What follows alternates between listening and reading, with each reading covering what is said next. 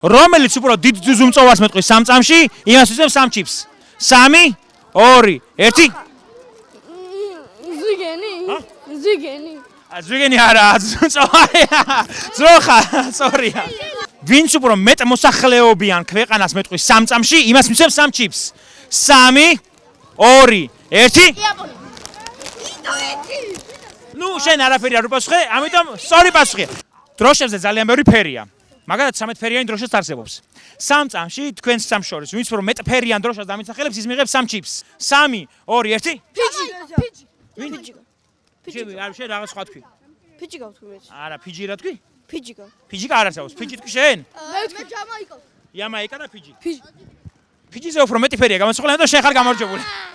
3 წამში ვინც უფრო სწრაფ ცხოველს მეტყვის, ის მიიღებს დამატებით 3 ჩიპს. 3, 2, 1. ლეოპარდი.